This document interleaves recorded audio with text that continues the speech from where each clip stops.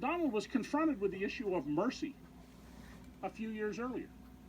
So as I tell you this, keep in mind that Donald had no mercy for his own grandnephew. Donald had a famous helicopter.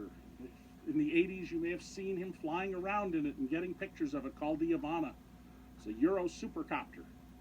And then he had a fleet of helicopters to run high rollers down to Atlantic City and back.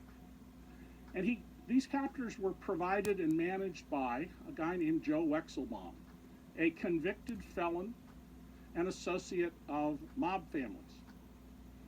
There were lots of companies that had helicopters. There were better financed companies than this one, but this is who Donald chose. It turns out Joe Wexelbaum had a second business. He was a major drug trafficker. He ran a drug ring that got cocaine and marijuana from Colombia. They picked it up in Miami.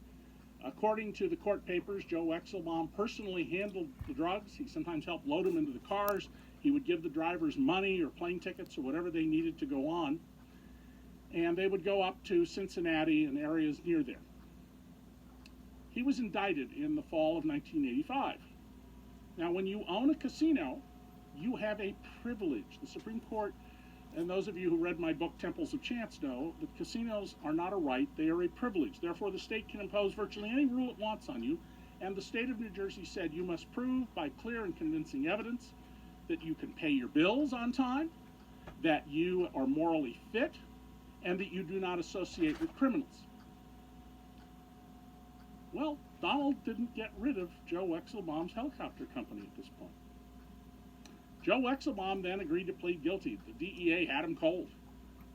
And he asked that his case be moved either to Miami, where the drugs began and he had a home, or New York City, where he lived. The case instead was moved to New Jersey, which neither the prosecutors nor the defense lawyer have ever been able to explain. And it came before, out of the more than 800 district court judges in America, Judge Marianne Trump Berry, his sister.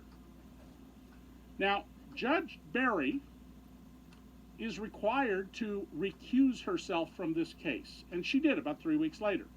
But just think about the conversation that went on here. She goes to the chief judge and says, you know, I can't handle this case with this big drug trafficker because my husband, who's a lawyer for my brother's casinos, he flies in those helicopters all the time, and I fly in those helicopters, and you're the chief judge saying I got a federal judge flying around in a drug trafficker's helicopters. Potential here for real embarrassing things to happen for the federal judiciary. Donald, meanwhile, shows his mercy to this man. He writes a letter pleading for him to get a short sentence, calling him diligent, saying basically he's a stand-up guy, you know, who should be treated lightly by the courts. When the New Jersey Division of Gaming Enforcement goes to ask Donald about the letter, he says, I don't know what you're talking about. You could construe that as a cover-up, certainly as lying. So they go back and get the letter that they didn't have. They show him the letter, and Donald says, yeah, that's my signature. End of inquiry. Not, why are you doing business with this guy? Why did you do business with this guy? What other business relationship did you have with him? What's going on here? They did ask a few questions about, and you'll read in the book, an apartment that Joe Wexelbaum and his brother rented under rather unusual circumstances, an apartment in a different building than Trump Tower, but that was owned personally by Donald Trump. Well, Joey Wexelbaum comes up for sentencing before the new judge. He gets a very light sentence, and 18 months after he walks into prison, he walks out. He also says he has no money, he can't pay his fines. By the way, the people who drove the drugs, the little fish, 20 years. Up to 20 years. So Donald's letter seeking mercy worked.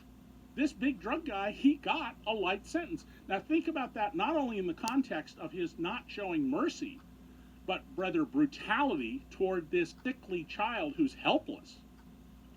But in terms of all of Donald's attacks about murders and rapists and drugs, and you know, in the black communities of America, he basically has said nobody has a job and everybody has crime and no one has an education. Think about those in the context of that.